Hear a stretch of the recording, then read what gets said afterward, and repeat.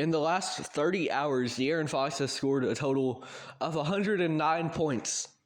That comes from a 60 bomb in a loss to the Minnesota Timberwolves, and most recently a 49-point game. And that 60-point game, for the record, was the Kings' highest scoring game by an individual player ever, and it was De'Aaron Fox's career high, of course. Ultimately, it came in a loss to Minnesota, but the Timberwolves are one of the best teams in the entire league, so that was acceptable. And overall, just a great stretch for De'Aaron Fox. He's really one of the most talented point guards in the league in terms of sheer quickness and in terms of athleticism. And over time, he's honed his game, honed his craft to become a better three-point shooter than he was early on. And year by year, we have steadily seen De'Aaron Fox become a better and better NBA player. Whether that was early on, every single year his production would rise, especially in points per game, or whether it's now where we're seeing what he can do on a Kings team that isn't just a bottom tier team, a team that actually has a chance at the playoffs. They were the 3 seed just the other year.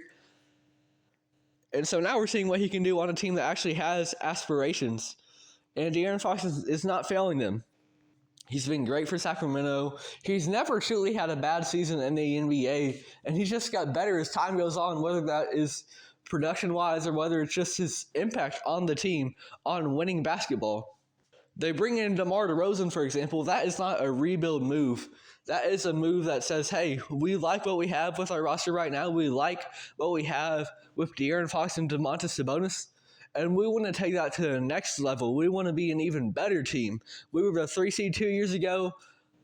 Didn't have as good a season last year, and we want to move on from that, and we want to get even better because we trust in our guys, and we trust in De'Aaron Fox and his ability that he has shown to continually progress as a player, continually impact the game more and more, and become an overall better player.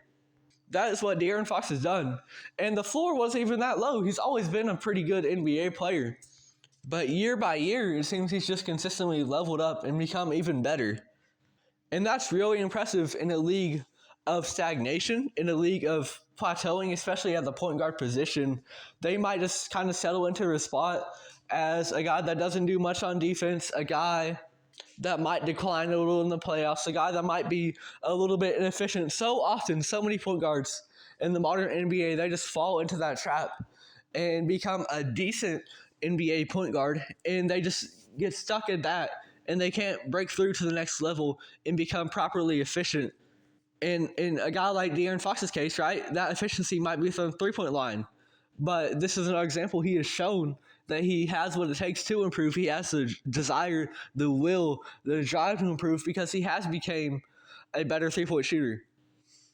And so in a league where point guards seem to be complacent sometimes, because at the end of the day, I think the point guard pool is perhaps the most talented talent pool in the entire NBA, because you've got even low-end starters that are pretty good, that are pretty solid, and can contribute a lot for your team, make a lot of difference just having the right point guard.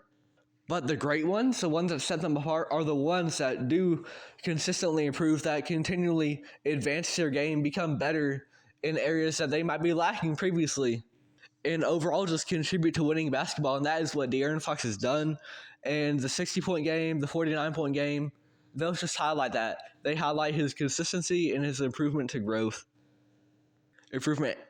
commitment to all of that, to becoming a better player, especially for the Sacramento Kings, this organization. Let's not forget, a couple years ago, they decided that Tyrese Halliburton and De'Aaron Fox, they wouldn't fit next to each other necessarily. Even though Tyrese had a good rookie season, they went and shipped him off to Indiana. And they put their trust in De'Aaron Fox, and he has not let them down. These past games are just a recent example of that, but in general, he has been a consistently steady player who has gotten better each and every year, something that you don't see that often in the NBA anymore, especially at the point guard position. They can often be complacent and plateau, but De'Aaron Fox has not been that. And as a result right now, all eyes are on De'Aaron Fox for his hard work, his improvement, his dedication to the game, and of course his recent jaw-dropping performances.